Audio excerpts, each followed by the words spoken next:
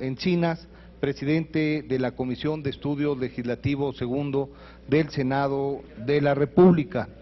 Hoy nos estamos convocando con un orden del día que tiene un solo tema, que es el conocer, en términos de análisis, la minuta y el proyecto del decreto por el que se reforman, adicionan y derogan diversas disposiciones en materia financiera y se expide la ley para regular las agrupaciones financieras.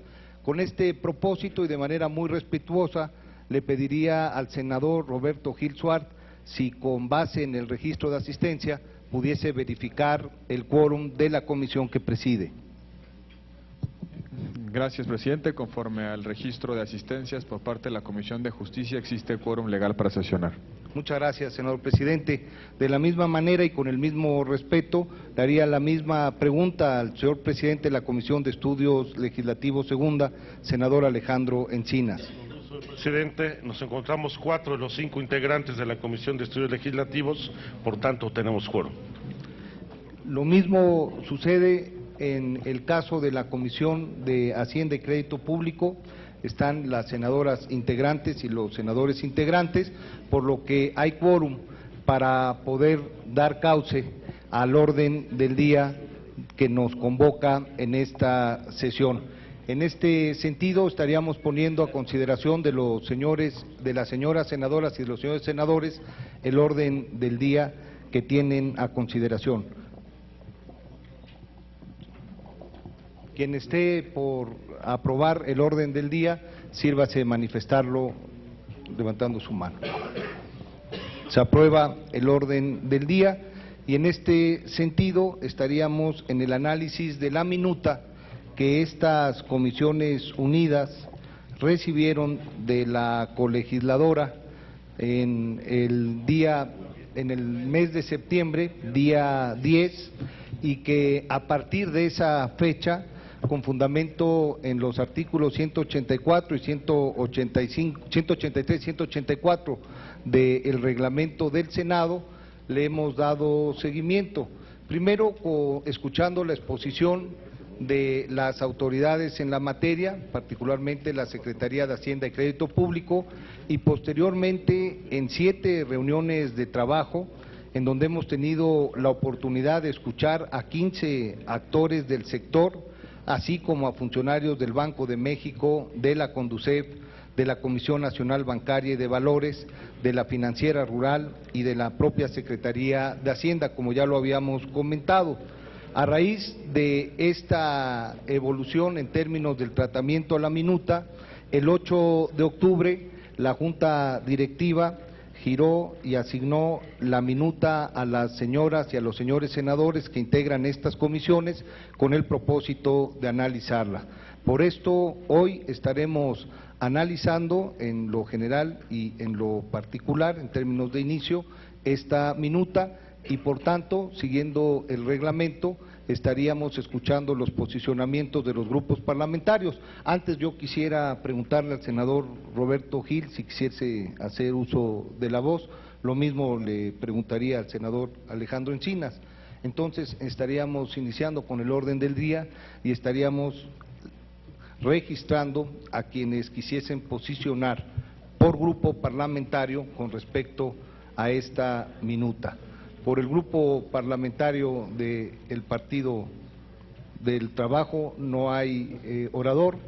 Preguntaría al Partido de la Revolución Democrática, del Partido Verde Ecologista, perdón, está el senador, tampoco genera posicionamiento. Posiciona el senador Melgar por el Partido Verde, la senadora Dolores por el Partido de la Revolución Democrática. Estaría preguntando por el Partido Acción Nacional si hubiese el senador Carlos Mendoza, y por el Partido Revolucionario Institucional el senador Penchina. Tendría el uso de la voz, tiene el uso de la palabra la senadora Blanca Alcalá. Gracias, señor presidente. Yo quisiera solicitar a mis compañeras y compañeros senadores y de manera particular a los presidentes de estas comisiones me pudieran dispensar el que pudiera retirarme de la comisión. El Senado me asignó una comisión y tendría que salir del país en un rato más, pero quisiera, si hay la anuencia de esta comisión, que me permitieran dejar razonado mi voto en afirmativa en relación con este dictamen que se estará discutiendo. Ya lo enunciaba hace unos minutos el senador Yunes, sin duda representa una de las iniciativas más importantes para dinamizar el sector financiero en nuestro país. Tres son las razones por las cuales a mí me parece de especial importancia. Primero, por las implicaciones que tiene para la economía nacional. Segundo, por supuesto, por el trabajo que se ha desahogado en estas comisiones, que permitió escuchar no solamente al sector público oficial, sino también al sector privado, tanto a la banca como al sector social, y habla de muchos de los temas que es necesario dinamizar. Y tercero, por supuesto, subrayar que la iniciativa y el dictamen que se someterá a discusión y que he revisado con cuidado, hay muchas cosas favorables, hay espacios de cosas que se tendrían que corregir y que revisar hacia el futuro, pero me parece que este tendrá que ser parte incluso de los trabajos que en las siguientes semanas y en los siguientes meses las comisiones en lo particular y en lo general podríamos abordar. Sometería la aprobación de los integrantes de estas comisiones el que me puedan autorizar a hacerlo de esta manera. Muchas gracias, senadora. Sabemos del encargo que formalmente el Senado de la República le ha conferido y en este sentido queda en resguardo su voto para que pueda en su oportunidad acreditarse y agregarse al dictamen en tiempo y forma. Muchas gracias, senadora, y muchas gracias por su participación. Tendría el uso de la voz el senador Luis Armando Melgar por parte del Grupo Parlamentario del Verde Ecologista de México, con el propósito de posicionar a su grupo con respecto a esta minuta.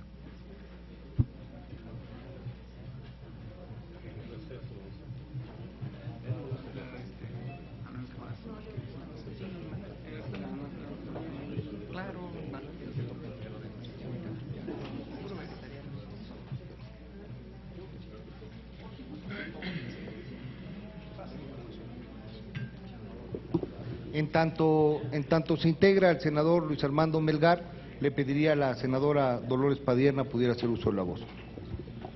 En primer lugar, presidente, presidentes, senadoras y senadores, yo quisiera hacer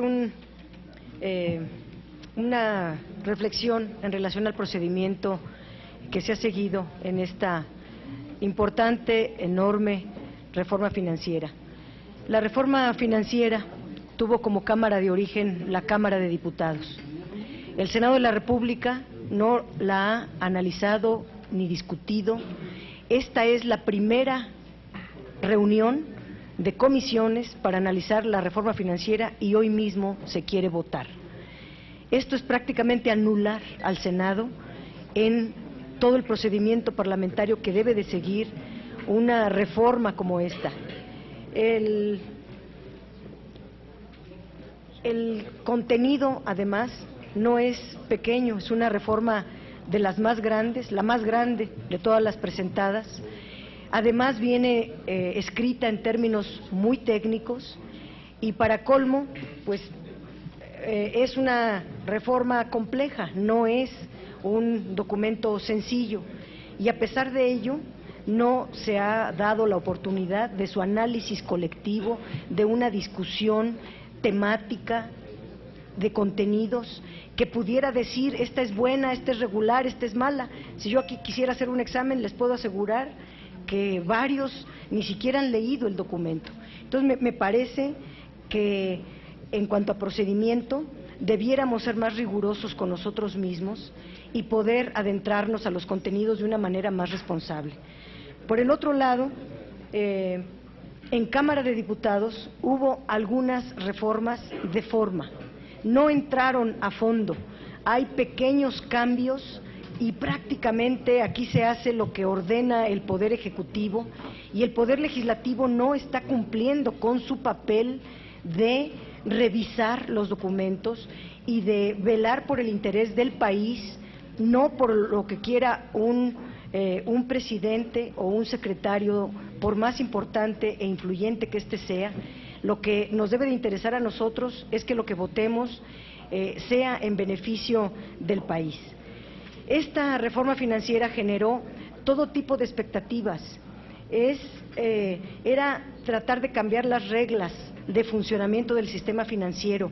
El secretario de Hacienda se abocó en los medios de comunicación a presentarla como algo grandioso, como algo muy importante, y a la hora de leer no es más que el reforzamiento de lo mismo que tenemos actualmente, y que el sector financiero es el sector tal vez el único que tiene unas ganancias superlativas prácticamente sin riesgo.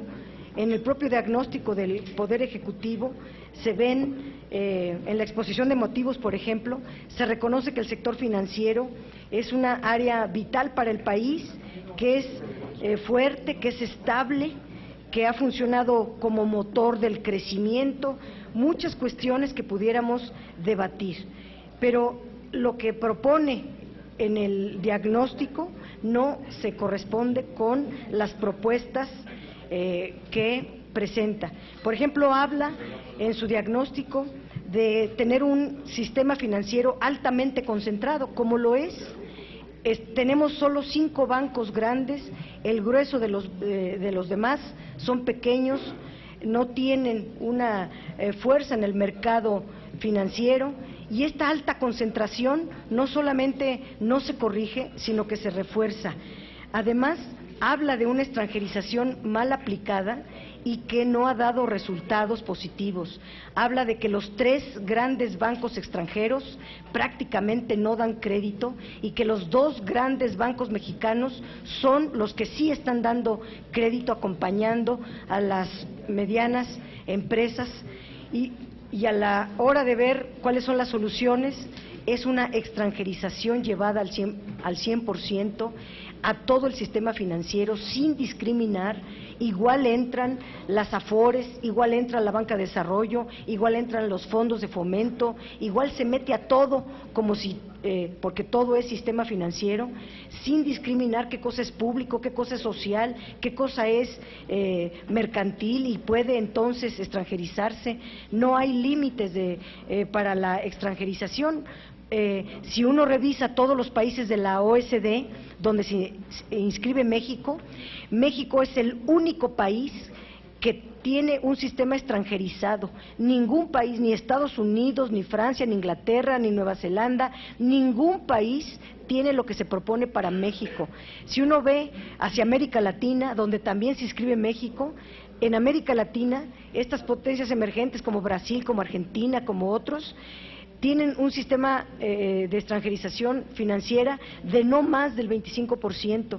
Si nos vamos hacia los tigres asiáticos, hacia las potencias emergentes en Asia, como son China o Rusia o la India, China tiene una extranjerización del 10%, Rusia del 2%, no, al revés, Rusia 10%, China 2%, la India 20%, es decir, México sería el único país en el planeta que tenga un sistema financiero en manos de otro país.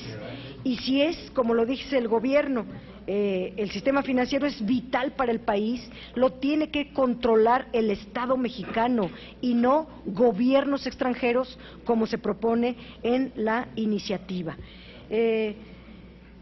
Dentro de las fortalezas que menciona el Poder Ejecutivo de nuestro sistema financiero, podemos coincidir que es de una capitalización de más del 10%, que establece incluso las reglas de Basilea. En México está del 15%, más alto que en cualquier parte del mundo. Pero ¿de qué sirve una capitalización sólida si no prestan los bancos? Y al hablar del grado de inclusión de la sociedad en los servicios financieros, nos vamos a que es muy exigua. No está recibiendo la sociedad créditos y tampoco las pequeñas y medianas empresas. ¿Dónde está el crédito entonces? pues está, y lo dice el gobierno federal con todas sus letras, está depositado en el mercado de valores, está en la especulación, está en la ganancia fácil, está donde no hay riesgo, está donde no se le necesita.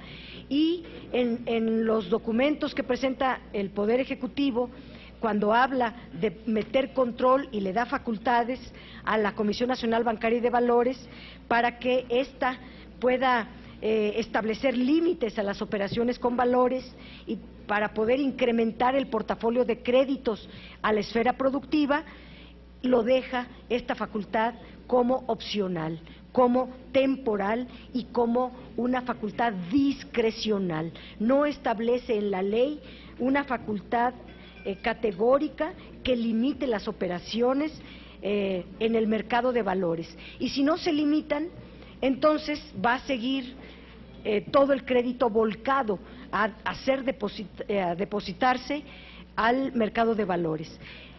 Peor aún cuando se habla de la banca de desarrollo, de los bancos de desarrollo. Los bancos de desarrollo, dice el gobierno, en más del 50% el crédito está depositado en el mercado de valores, porque allá no hay riesgo, no hay lata, no hay asuntos de administración compleja.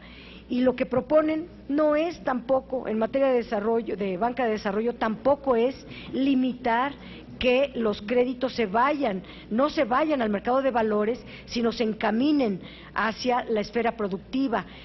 Y la banca de desarrollo, que es complementaria, así lo ponen en la ley, debiera ser la banca del Estado la que regule, pero aquí se pone como una banca complementaria, y debiera serlo, de que la banca privada esté atendiendo al sector privado, esté atendiendo las necesidades de la mediana, la gran empresa productiva, y lo que no atiende los bancos comerciales, pues lo debería de atender la banca de desarrollo. El campo mexicano está sin crédito, las micro y pequeñas empresas están sin crédito, la vivienda está sin crédito, está centralizada en 3 grandes acreditadas que, por cierto, fracasaron, y nos informan ahora un rescate de 43,000 millones de pesos de la Sociedad Hipotecaria Federal, etcétera. Y estos diagnósticos que presenta el gobierno se atienden solo como facultades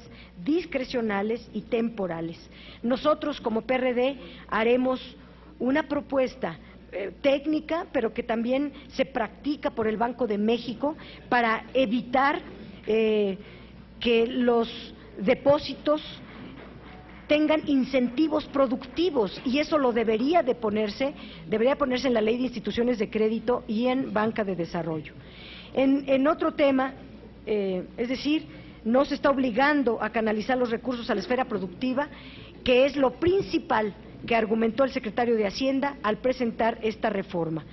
También esta reforma financiera no se aprecia en ella una estrategia contra la expansión imprudente de los negocios bancarios de riesgo, y además se revienta el techo de 400,000 UDIs de recursos públicos para rescatar a los ahorradores. Se lleva al 100%, rompiendo este tope, lo cual habla de que si además se está flexibilizando las reglas de funcionamiento del sistema financiero, pues entonces va a haber una expansión imprudente de créditos en todo el sistema financiero, que pueden llevar a causar riesgo sistémico, y el riesgo sistémico va a financiarse con recursos públicos. Y entonces se puede acudir otra vez a un FOBAPROA, pero ahora sería un FOBAPROA gigantesco, porque le están dando facultades amplias y discrecionales al Consejo de Estabilidad Bancaria, integrada por el Banjico, la Secretaría de Hacienda, la Comisión Nacional Bancaria de Valores y el IPAB, para que ellos, de manera discrecional, y así se escribe en la ley, en forma discrecional, el Comité de Estabilidad Bancaria decidirá qué institución incurre en riesgo sistémico. Nosotros decimos, no debe de ser las propias autoridades las que decidan esto. Debe de ser un órgano técnico al interior de nuestras instituciones las que revisen quién sí, quién no incurre en riesgo sistémico. Pero para colmo, las autoridades encargadas de evitar riesgo sistémico, es decir, la Comisión Nacional Bancaria de Valores, la Secretaría de Hacienda, el IPAB, deberían de estar revisando los índices de capitalización, el cumplimiento de las reglas prudenciales, el buen uso de la aplicación de crédito, el hecho de que el portafolio de créditos cumpla con las reglas de la ley, que no haya créditos cruzados, que no haya créditos relacionados, que no haya créditos sin garantías, que no haya créditos, pues, discrecionales que pongan en riesgo a los bancos y luego entonces estos incurran en riesgo sistémico. Todo eso no está escrito en las leyes que se presentan y lo poco que hay lo flexibilizan para que quede a discreción de el Comité de Estabilidad Bancaria quien lo decrete. Pero estos órganos del Estado o del Gobierno encargados de evitar el riesgo sistémico, en la propia ley se les dispensa la responsabilidad.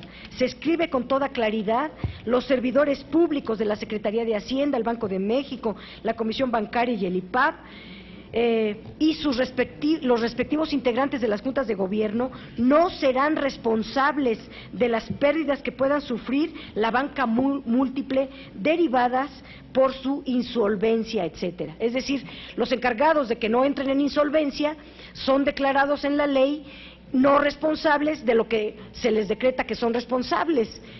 Y además se les pone en la ley algo muy contradictorio con lo que acabamos de aprobar o votar en la reforma hacendaria, que se ponen salarios de valor de mercado.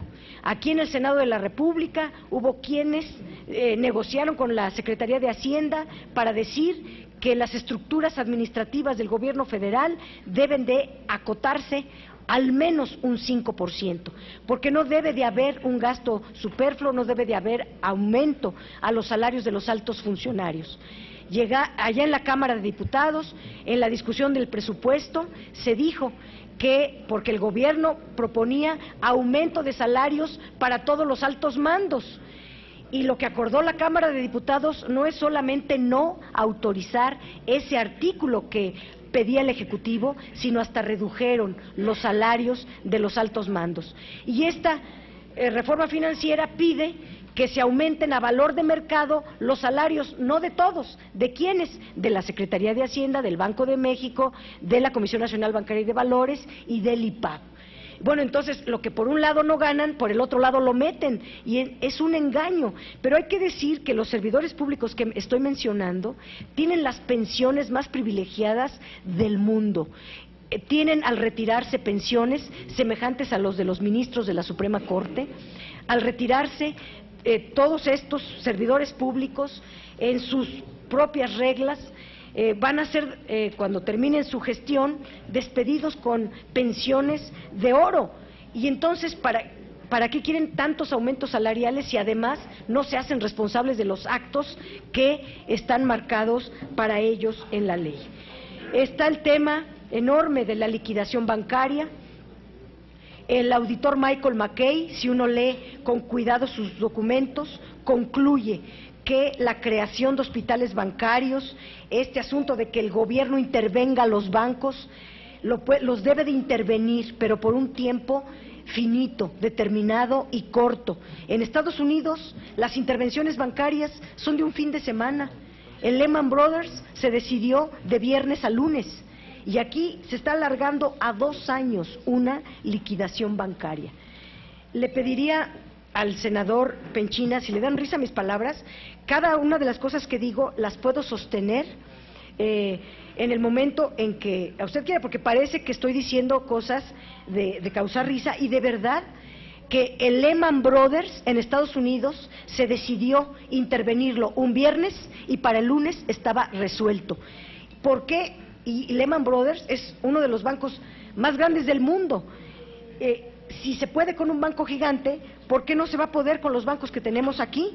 ¿Para qué entonces alargar una resolución, una liquidación bancaria a 2 años? Actualmente está a 6 meses, con posibilidades de repetir el periodo y alargarse hasta un año. La verdad, son cosas que llaman mucho la atención, a pensar que entonces van a intervenir bancos para volverse en banqueros y llevarse todo el recurso público que se pueda a través del mecanismo de liquidaciones bancarias. Este es el tema de la transparencia y rendición de cuentas y las sanciones. El gobierno está proponiendo sanciones muy leves para cuando se incurre en la opacidad y en otras cuestiones muy delicadas. Ya se verá en la votación en lo particular. Yo quisiera hablar de estos temas, pero no está en la ley, por ejemplo, que los bancos deban ir a enlistarse en la bolsa de valores para ser transparentes, que sería lo mejor para poder saber cómo están los estados financieros de los bancos. Para irme más rápido, tenemos muchísimas propuestas que hacer en relación a la capitalización bancaria, en relación a los bancos extranjeros, en relación a los suplementos, al suplemento de conservación de capital. El tema de riesgo sistémico y socialización de pérdidas tal vez sea el tema más importante de la Ley de Instituciones de Crédito. En el tema que estoy hablando de riesgo sistémico y socialización de pérdidas, prácticamente se está flexibilizando para que se pueda dar nuevos rescates que minaron ya con el FOBAPROA drásticamente el presupuesto, y ahora en el artículo 29 bis 6 se formalizan las nuevas facultades donde prácticamente se va a determinar las acciones de rescate bancario a través de un banco puente que, por cierto, en la ley no lo llaman por su nombre, lo mencionan en la exposición de motivos. Deberían de llamarle por su nombre también en la ley, porque este banco puente que va a estar al interior del IPAB se va a encargar de hacer los rescates, los chiquitos, los medianos y los grandotes, y debería de haber criterios que no están escritos en esta ley.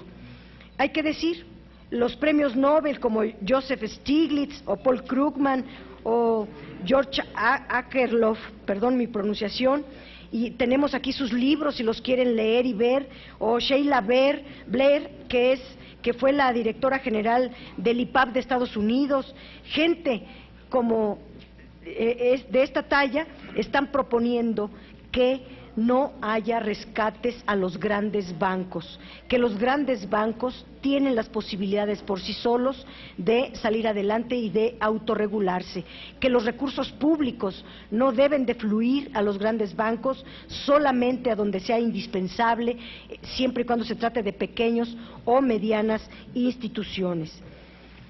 En el tema de conflictos de interés, se adentran al tema, pero nunca llegan a resolver el problema que hoy tiene México, donde a veces se les ven como directores o secretarios de Hacienda, y luego ya son directores de Banamex, y luego son directores de Banamex y llegan acá como subsecretarios de Hacienda, etcétera. Esto que le llamo yo rápidamente puertas giratorias, un día están en el Ejecutivo, luego en los bancos, y se van turnando las puertas para estar en un lado o en el otro, violando también nuestras normas, porque se llevan información estratégica del Estado a otros lugares, poniendo en riesgo información estratégica de nuestros bancos. Son 34 leyes, son 128 temas. Yo he reservado 60 temas, y digo temas porque, por ejemplo, un tema como lo es el aumento de salarios a los altos funcionarios a valor de mercado, se mete en 10 leyes. Entonces pareciera que son muchas reservas, pero es una sola, es un solo tema, pero que se aborda en prácticamente la ley de banca de desarrollo, o la ley de instituciones de crédito, en el capítulo correspondiente a banca de desarrollo, y en todos los bancos de desarrollo. Lo mismo, cuando se habla de extranjerización, como lo están llevando a todo el sistema financiero, no es no son muchos temas, no son 35 temas, es uno solo, pero llevado a 35 instituciones. Se lleva a las AFORES, se lleva a la extranjerización, a las afianzadoras, a todo el sistema financiero, para abreviar. Está el tema de concursos mercantiles, donde prácticamente se criminaliza a los usuarios de la banca, se van a unas sanciones durísimas a los deudores, cuando el propio subsecretario de Hacienda en su comparecencia dijo que solo el 2.8% de los deudores son los que no han pagado. Es decir, la inmensa mayoría de los acreditados paga sus créditos. Si son tan poquitos los que no pagan, ¿por qué ponen sanciones tan extremas al grado de volverlos cuasi delincuentes y se les arraigan sus personas y se les confiscan sus bienes? Hay otro apartado muy delicado que se ve en la Ley de Agrupaciones Financieras, donde las agrupaciones financieras, me estoy refiriendo a grupos financieros, un tema que debemos de resolver son los créditos relacionados. Y aquí no solamente ni siquiera se regulan, sino se admiten de una manera muy discrecional. Se socializan, por lo tanto, las pérdidas, se aumenta la concentración financiera y se aumenta el riesgo sistémico. Hay también el papel de las subcontroladoras.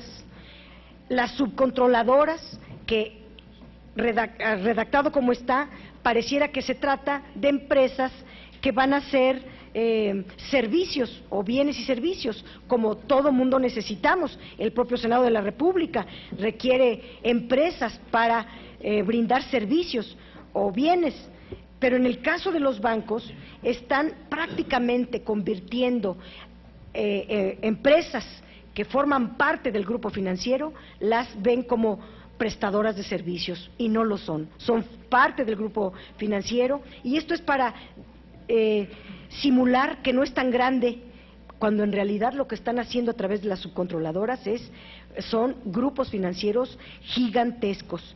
Y luego anulan algo que hoy existe en la ley, que es algo bien importante, que es las valuadoras, las que evalúan a las sociedades controladoras. Hoy día hay sociedades controladoras que evalúan a el resto de las sociedades.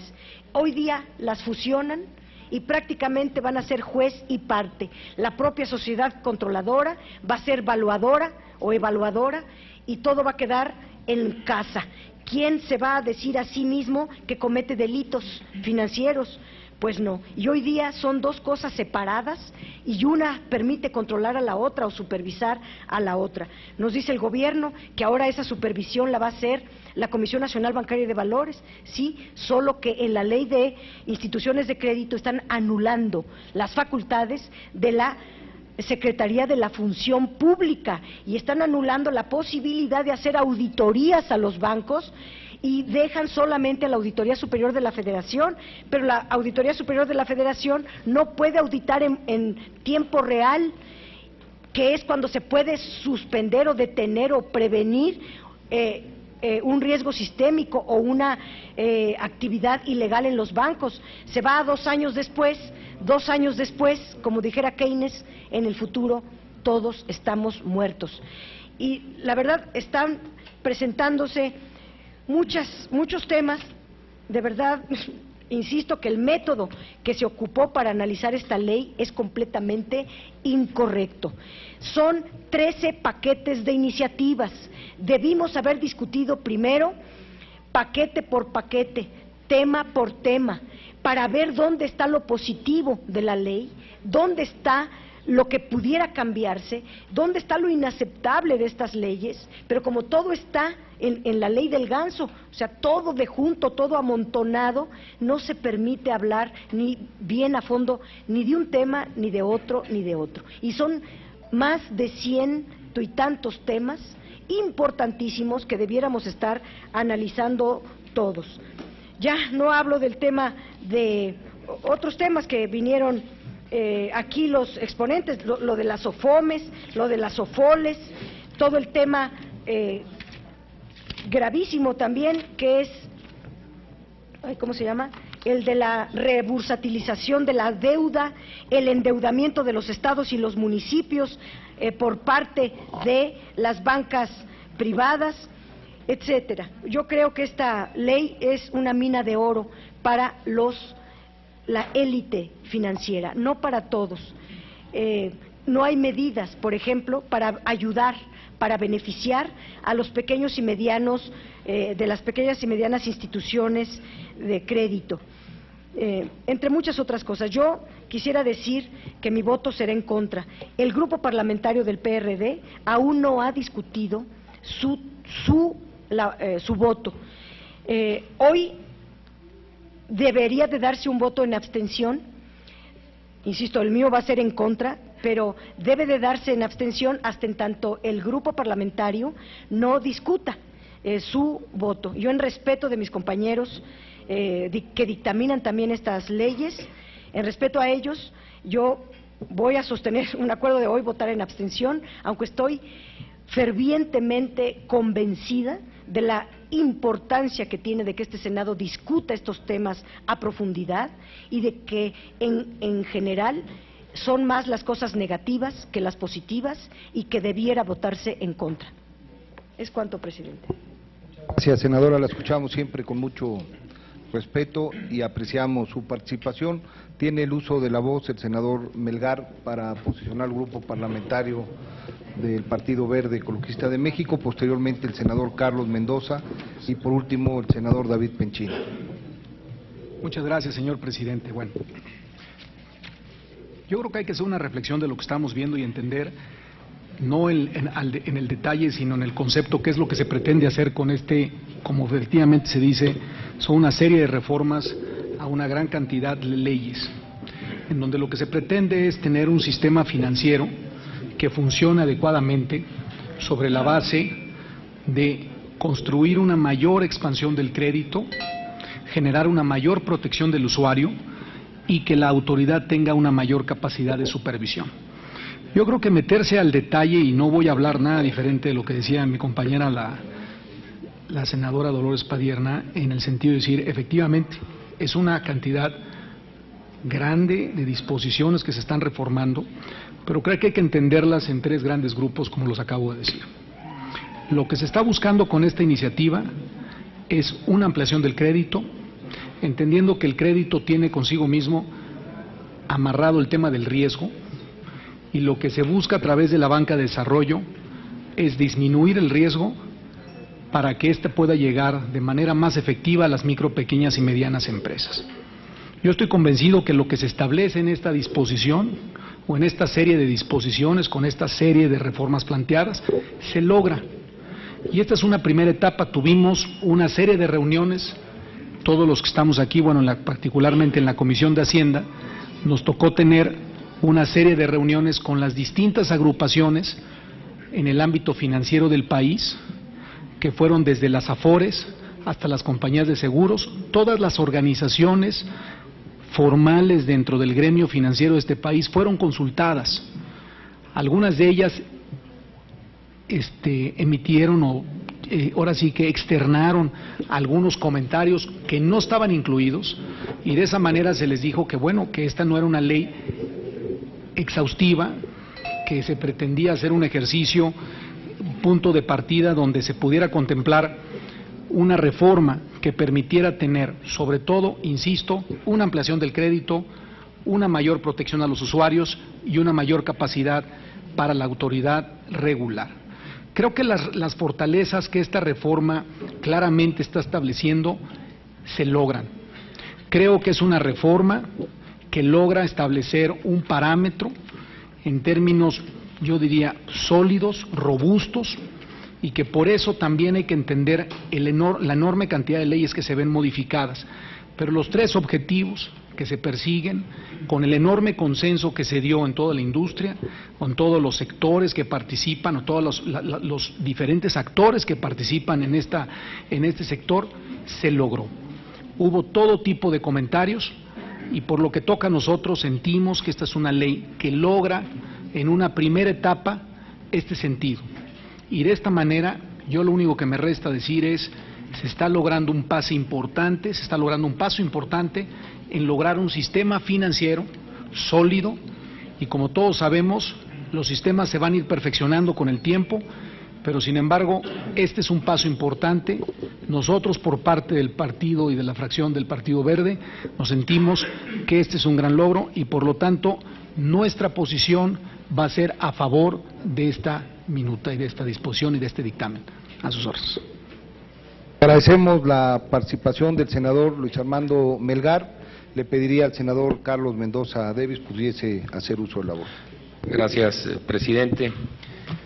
En primer lugar, felicitar a los presidentes Alejandro Encinas, Roberto Gil y por supuesto al senador Yunes de la Comisión de Hacienda por la manera en que se llevó el debate de esta reforma financiera. Yo quiero decir que en todo momento de parte de las tres comisiones hubo generosidad para que quien se propusiera que debía de comparecer ante estas comisiones unidas lo hiciera y manifestara, por supuesto, lo que a su derecho convenía y la opinión que tenían a propósito de esto, y qué mejor que escucharlo de quienes eran o iban a ser afectados, para bien o para mal, o serán afectados por esta reforma.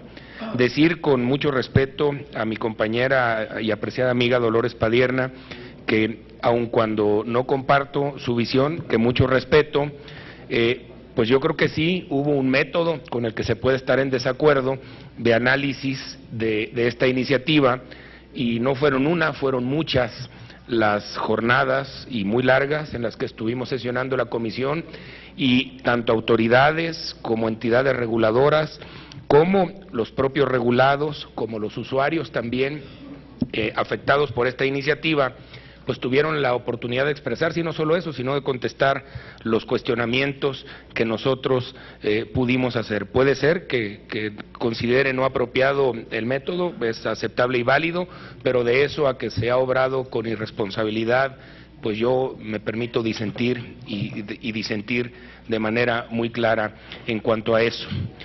Yo quiero señalar en nombre del Grupo Parlamentario de Acción Nacional que después de haber analizado el documento, después de haber escuchado a más de 25 expertos reguladores o afectados en el tema, y que además de manera manifiesta expresaron de manera muy clara que si bien es cierto puede haber temas pendientes en las materias de su competencia, la verdad es que en resumidas cuentas esta iniciativa los deja en una mejor posición que la que tienen hoy. En función de eso y del análisis que hemos hecho y del convencimiento de que es una iniciativa positiva, en lo general el grupo parlamentario votará en favor de este dictamen, sin menoscabo, por supuesto, de las reservas que los integrantes del grupo del PAN consideren pertinente hacer. Yo quiero hacer un comentario, y aquí sí coincido, por supuesto, con mi compañera Dolores Padierna, decir que la manera en que se propuso esto, con el mote de reforma financiera, y donde realmente es una miscelánea de una serie de reformas que tenían pendientes diversos actores, reguladores y regulados del sistema financiero, es de difícil manejo y de difícil procesamiento por su extensión. Yo creo que esto nos abre una oportunidad muy importante para ponernos a trabajar los temas específicos en donde se requiere ir más allá, y esta iniciativa se está quedando corta. Nosotros, desde el Grupo Parlamentario del PAN, hacemos público que habremos de continuar el debate y presentar iniciativas a propósito de banca de desarrollo, a propósito de las relaciones de las entidades controladoras con sus controlados, del financiamiento al campo, en específico creemos que ahí hay un capítulo pendiente, y del tema de banca popular, por señalar algunos, pero eso no quiere decir que lo que aquí se está proponiendo sea malo, quizás se esté quedando corto en algunos de los temas, pero creemos que es un mejor método el poderlos ir analizando de manera puntual cada uno de ellos, con iniciativas específicas para cada uno de los sectores. Decir finalmente que no se le está dando carpetazo el día de hoy. Lo que estamos haciendo hoy aquí es parte del proceso legislativo. Hoy estamos abriendo a discusión en la comisión y está el piso abierto para poder presentar las reservas que se quieran, o en su caso, si se decide llevarlas al Pleno, será en el Pleno en donde tengan que analizarse, pero yo no veo hoy ningún apuro aquí en estas Comisiones Unidas para que tenga que terminarse en media hora con la discusión, y yo creo que esto que está sucediendo aquí es parte del proceso parlamentario que pudiera resultar criticable, que pudiera resultar observable, pero así es como son las cosas. Las discusiones comienzan escuchando a los actores y después se abre un proyecto de dictamen para someterlo a discusión, primero en lo general y luego con el número de reservas que se quieran, tanto aquí como en el Pleno, y creo que para eso estamos hoy todos aquí reunidos. Finalmente, reiterar, sin menoscabo de las reservas que mis compañeros del grupo parlamentario tengan a bien presentar, ya sea aquí o en el Pleno, el grupo parlamentario del PAN habrá de votar en favor de lo general de esta reforma financiera. Es cuanto, señor presidente. Muchas gracias, senador Mendoza, por la participación, y le concedemos el uso de la voz al senador David Penchina. Muchas gracias, presidente. Buenas tardes a mis compañeras y compañeros senadores.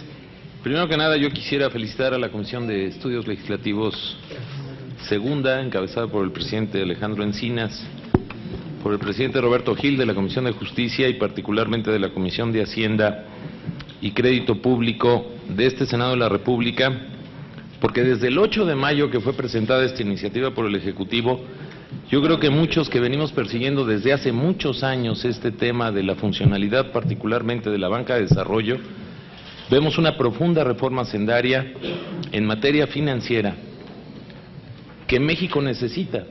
Aquí habemos compañeros de la legislatura pasada de la Cámara de Diputados y sabemos los largos debates con nuestras naturales diferencias, lo cual pues me parece que es connatural a la democracia, pero que no nos es un tema ajena ni de innovación ni nos da para inventar cosas que no son. En aquellos años no lo logramos y en la disputa política parecía que algunos defendían que el sistema financiero mexicano estaba funcionando y otros defendíamos que no. Y lo cierto es que cuando revisamos la plataforma política de los tres grandes partidos de México, en todos los partidos encontramos una propuesta de mejorar la banca de desarrollo, de mejorar la regulación bancaria y de tener un sistema financiero que cubra los huecos de lo que el mercado no está cubriendo. Porque la banca privada en este país no está satisfaciendo las necesidades del mercado financiero nacional para poder impulsar de manera decidida el crecimiento de nuestro país.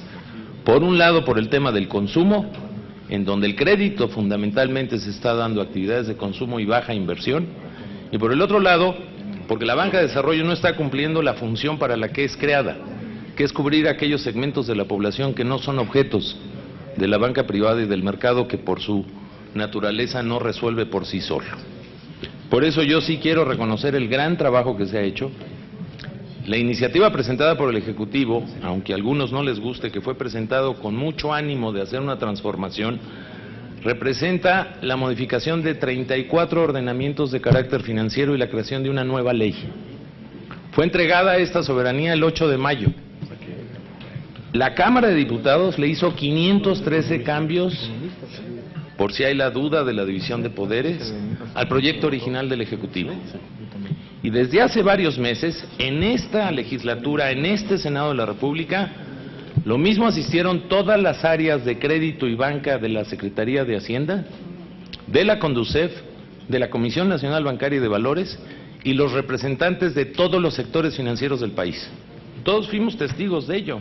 Aquí estuvimos, aquí cuestionamos, tal vez no de manera permanente todos, pero sí tuvimos la oportunidad de contrastar y de saludar un buen trabajo que hizo la colegisladora como Cámara de Origen que el Ejecutivo decidió. Se puede hablar mucho de la reforma financiera, pero lo cierto es que tiene un objetivo muy fácil de entender: ampliar las posibilidades crediticias y al hacerlo, el hacerlo a mejores costos de oportunidad para los que demandan crédito tanto de actividades de consumo como de actividades productivas. Y en ese sentido, le hemos apostado a una banca de desarrollo que pueda ser productiva y que, entendiendo la naturaleza de su función, no la metamos a la dinámica normal de la burocracia, que tiene otro tipo y otras responsabilidades que atender por mandato de la ley. Hoy en día la banca de desarrollo ha perdido también competitividad porque no hemos sabido regularla, entendiendo que con lo que compite son con actos mercantiles del sector privado. Y hemos encontrado algo que ya se dijo aquí, que muchos funcionarios que se forman en la banca de desarrollo, en la primera oportunidad son robados por el sector privado por no ser atendidos en su capacidad técnica y especializada, tratando de pensar que a través de los salarios o de la reducción de los mismos vamos a desatar el nudo que ha sido un freno para el desarrollo del país. Yo celebro que se le empiece a ver con ojos de competitividad. Yo celebro que seamos congruentes y le apostemos a la autorregulación que desde la crisis financiera de 1994 debe de apostar a la supervisión, pero sobre todo a la actividad preventiva a partir de una buena vigilancia de quien es responsable como autoridad de vigilar al sistema financiero, que es la CONDUCEF, y la Comisión Nacional Bancaria y de Valores, que le estamos dando más herramientas para que hagan su trabajo.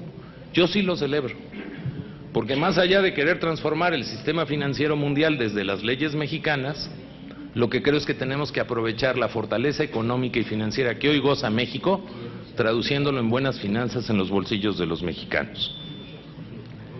Esta iniciativa fomenta la competencia de un sistema financiero que le apueste a abaratar las tasas a partir de más oferta crediticia, mejor supervisada y mejor regulada.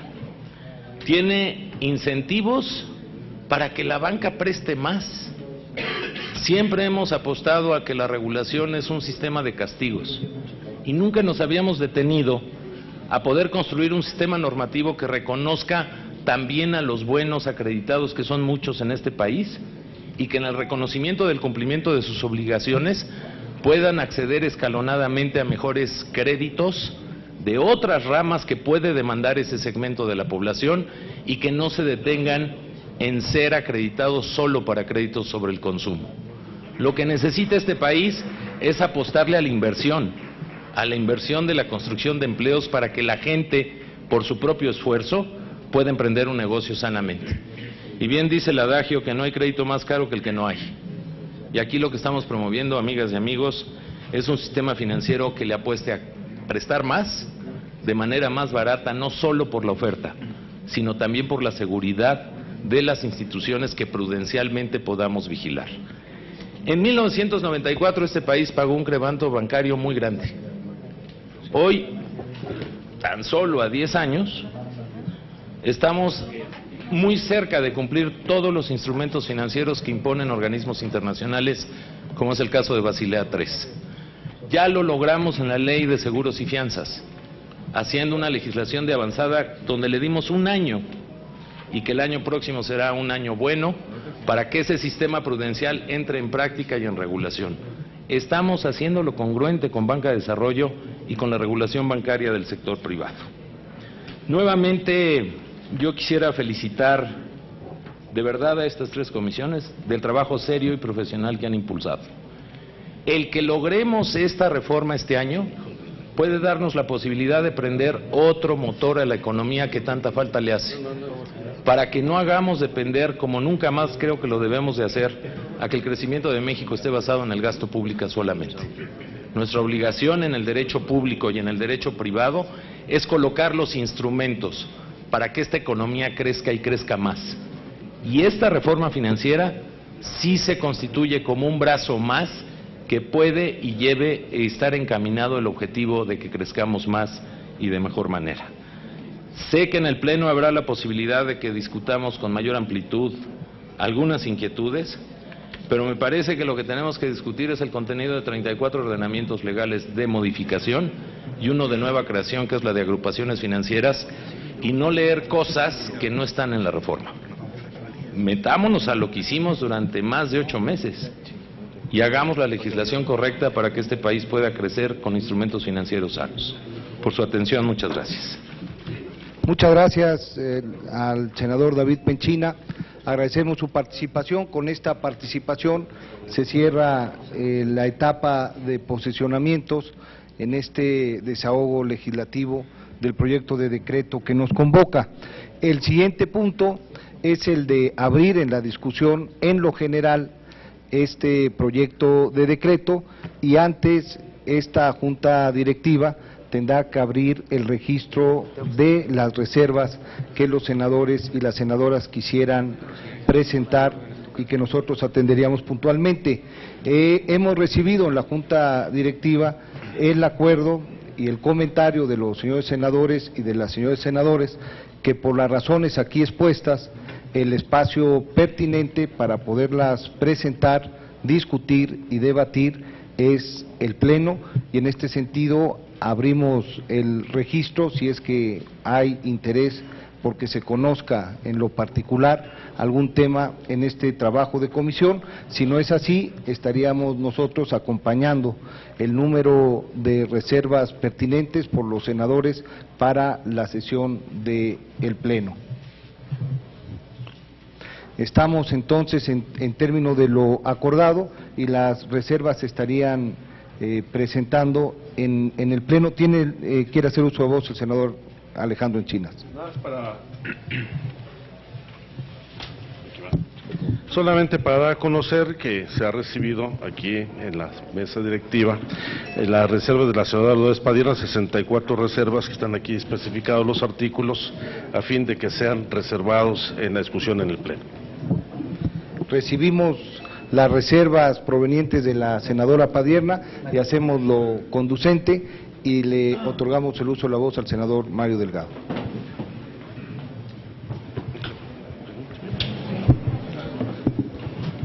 Muchas gracias, presidente.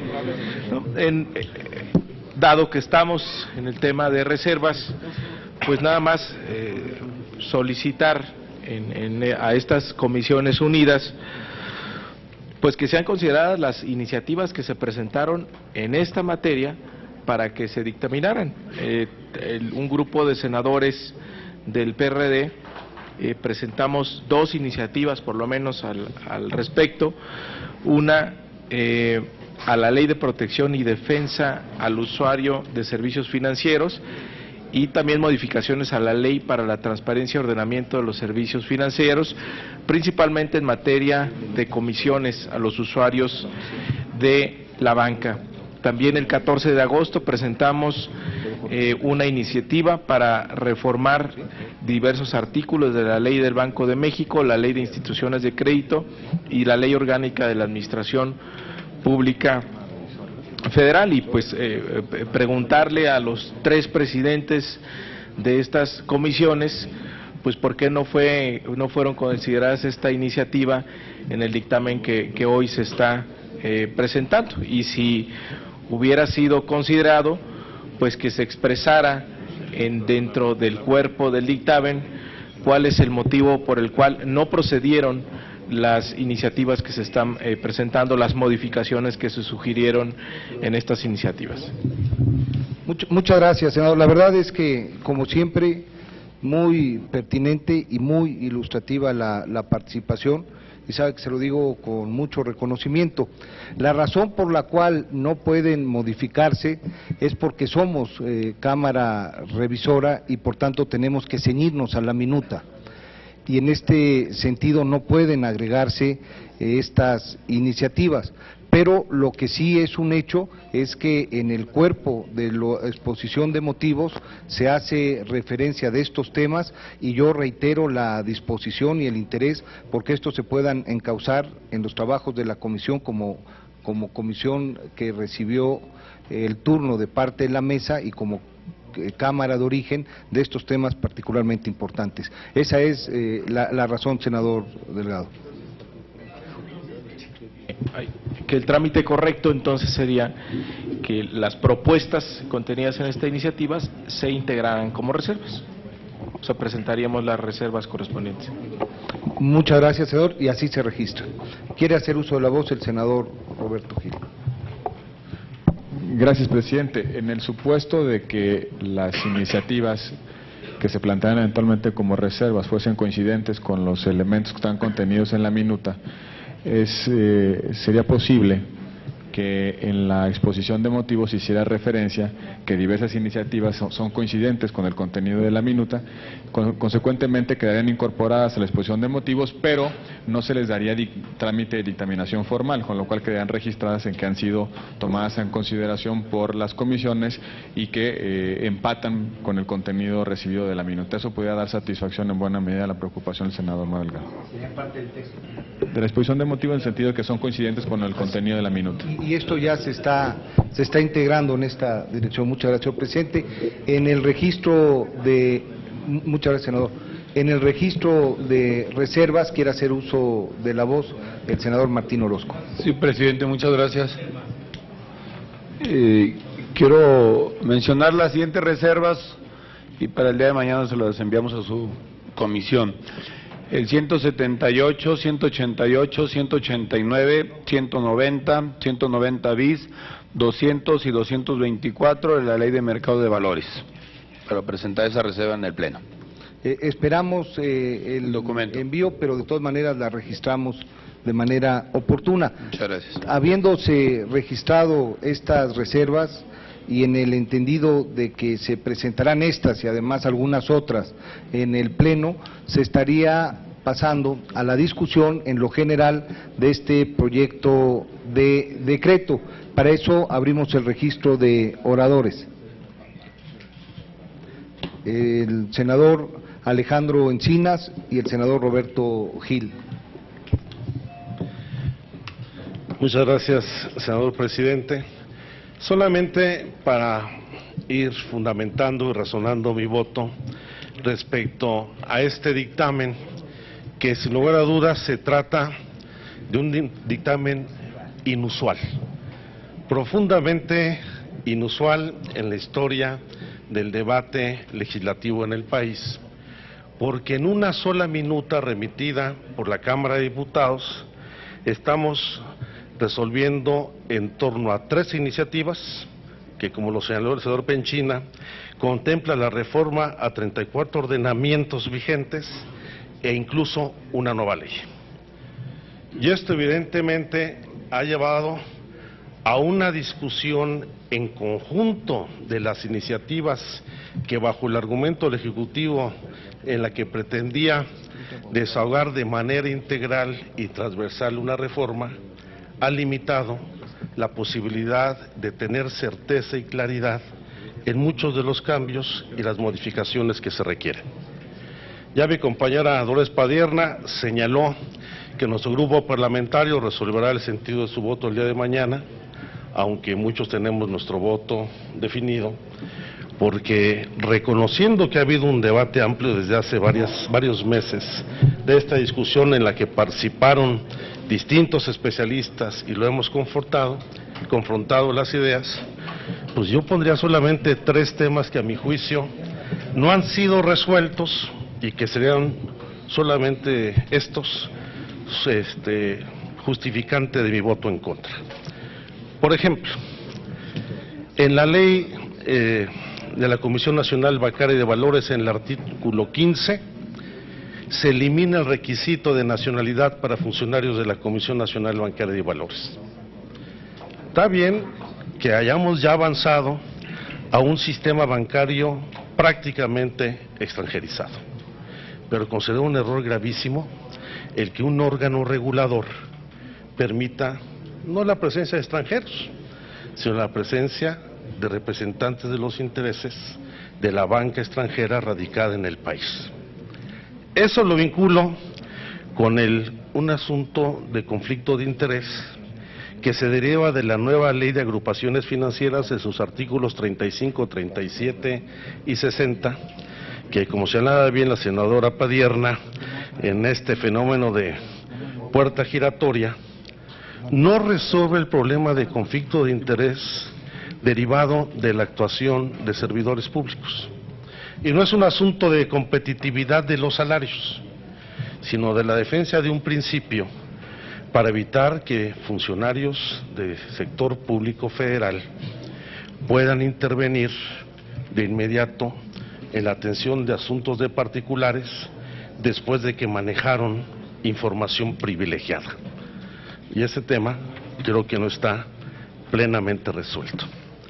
Y hay otro que tiene que ver con el Código de Comercio, que lo he planteado desde la misma presentación de las iniciativas del Ejecutivo, que si bien han tenido cambios de carácter semántico, no han ido a resolver el problema de fondo. Me refiero a las figuras que el Ejecutivo presentó como arraigo precautorio y secuestro de bienes de deudores en conflictos entre particulares, que si bien modificaron la figura de arraigo precautorio por el de erradicación de personas y el de secuestro por el de bienes por el de retención de bienes, no cambia el fondo del asunto. Desde el principio de la discusión me han señalado que la figura del arraigo precautorio está en el Código de Comercio desde el 7 de octubre de 1889. Efectivamente, así lo es. Pero la figura del arraigo en ese entonces no tenía la connotación jurídica que tiene el día de hoy, donde hoy a nivel constitucional se considera el arraigo como la posibilidad de la pérdida de libertad de una persona sin juicio, sin orden de aprehensión y sin pruebas. Y esto indudablemente puede generar conflictos políticos. Deber no es delito. El ser deudor no lo convierte a uno en delincuentes. Y abrir la puerta al amago de sanción penal por conflictos de deuda entre particulares, a nuestro punto de vista, no solamente criminaliza al deudor, sino va a generar un esquema de abusos en beneficio de los grandes, de los bancos y de grandes empresas. Si hubiera delitos en materia de fraude y otras figuras, ya están tipificadas como delitos. Pero no tiene por qué restringirse la libertad de las personas por un conflicto de deuda entre particulares. Eso es un asunto de materia civil y mercantil que no tiene por qué ir a la jurisdicción penal cuando implica restricciones a la libertad de las personas o el uso de sus bienes. Solamente esos tres puntos, a mi juicio, meritarían mi voto en contra. Muchas gracias, senador. Tendría el uso de la voz el senador Roberto Gil, y no habiendo más oradores registrados, procederíamos a recoger la votación. Gracias, presidente, y solamente a modo de conclusión de un proceso largo que, como bien se ha dicho en la mesa, no inició con la presentación de esta iniciativa, sino que tiene antecedentes en legislaturas anteriores. El Gobierno de la República en la administración anterior envió una iniciativa que tenía un propósito similar a esta, que era darle más facultades regulatorias y de supervisión a las autoridades financieras y bancarias, que implicaba también dar mayores márgenes de flexibilidad en el otorgamiento de crédito a la banca de desarrollo para que se convirtiera en efecto en una palanca del desarrollo nacional. En ese momento la oposición presentó una alternativa de crear un macrobanco de desarrollo, una especie de politburó bancario, y precisamente por eso no fue posible construir una reforma financiera integral y quedó pues la discusión inacabada. Afortunadamente esta legislatura ha retomado buena parte de esos trabajos con una nueva iniciativa ciertamente, que refleja en buena medida que los toros se ven distinto desde la barrera y que el gobierno afortunadamente tiene la virtud de diluir más las ideas. Y en efecto tenemos que ser muy sensibles a lo que hoy estamos por aprobar. En efecto se logran importantes avances en materia de la flexibilización del otorgamiento de créditos por parte de la banca de desarrollo. Antes, buena parte de esas rigideces de la banca de desarrollo tenían que ver con el estatuto legal de la banca de desarrollo, pero también del estatuto personal que tienen los servidores públicos, una sobreregulación derivada justamente de los mecanismos que se han ido incorporando de control sobre el uso de recursos públicos. Pero también es cierto que a partir de la aprobación de esta reforma, no habrá ocasión o motivo para decir que el Ejecutivo Federal no ha tenido los suficientes instrumentos para alentar el crédito y sobre todo para ensanchar las posibilidades del crecimiento a partir de la banca de desarrollo. Porque gana importantes atribuciones los órganos reguladores del sistema bancario a partir de esta iniciativa. Importantes facultades que debemos ver con cuidado y que sobre todo se tienen que ejercer con muchísima responsabilidad. Y es el llamado que tenemos que hacer desde hoy, desde el Senado de la República, sobre esas atribuciones. No solamente los órganos reguladores tendrán acceso a información sobre accionistas y partes relacionadas, facultades de suspensión de operaciones entre partes relacionadas, suspensión incluso del reparto de dividendos, la posibilidad de requerir adiciones de capitales, aumento de capital, o bien incluso que ciertos dictámenes de la autoridad puedan tener la condición de título ejecutivo para efecto del incumplimiento de obligaciones contractuales o las facultades de hacer comparecer a accionistas de una entidad supervisada. Son importantes atribuciones que están hoy contenidas en esta minuta y que no van a poder ser motivo o ocasión para decir que este Senado y el Congreso de la Unión no le dio al Ejecutivo las atribuciones que pidió. A partir de este momento, en buena medida, la solidez del sistema financiero mexicano y la posibilidad de la banca de desarrollo de servir como instrumento a ese propósito será responsabilidad entera del Ejecutivo Federal. Por su atención, muchas gracias. Al contrario, muchas gracias por la participación al senador Roberto Gil, presidente de la Comisión de Hacienda. No habiendo más oradores registrados, estaríamos procediendo a recoger la votación según lo señala el artículo 150 del reglamento del Senado. Esto es de manera nominal y por comisiones. Estaríamos iniciando, si no tienen inconveniente, por la Comisión de Hacienda y Crédito Público y les pediría de derecha a izquierda a los señores senadores pudiesen votar.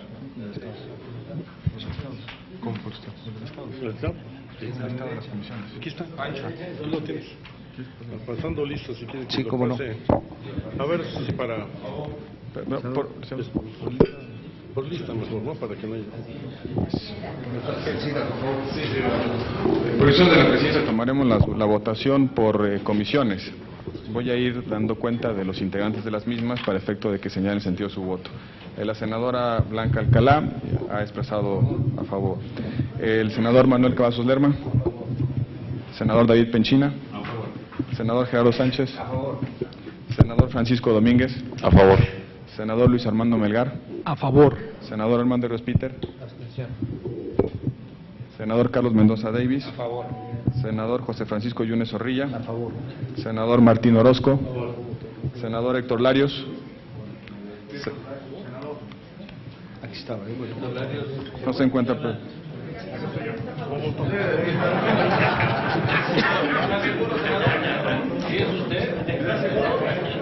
Senadora Dolores Padierna. Senador Mario Delgado. Senador Marco Antonio Blázquez. Senador, se ha agotado la lista de los senadores de la Comisión de Hacienda y en consecuencia se aprueba por... Perdón. Senador Alejandro Tello.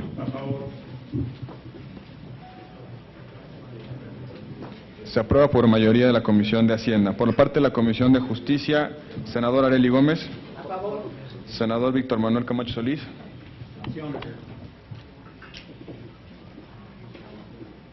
Senador Omar Fayad. Senador Ricardo Barroso. Senadora María Verónica Martínez. Senador Miguel Romo Medina. Senador Enrique Burgos García. Senador Raúl Gracia. Senador José María Martínez. Senador Carlos Mendoza Davis. Yo a favor. Senadora Dolores Padierna. Senador Benjamín Robles. Senadora Ninfa Salinas. Senador David Monreal. Senador Roberto Gil a favor. Se aprueba por mayoría en la Comisión de Justicia. Por parte de la Comisión de Estudios Legislativos, senador Alejandro Encinas. Abstención. Senador Luis Fernando Salazar. A favor. Senadora María del Pilar Ortega Martínez. A favor. Senador René Juárez Cisneros. A favor. Senadora María Verónica Martínez. A favor. Se aprueba por mayoría en la Comisión de Estudios Legislativos segunda, señor presidente. Muchas gracias, senador. Está aprobado en lo general el proyecto de decreto por el que se reforman, adicionan y derogan diversas disposiciones en materia financiera y se expide la ley para regular las agrupaciones financieras. Este decreto pasará a la mesa directiva para cumplir con el procedimiento legislativo. Muchas gracias. Los integrantes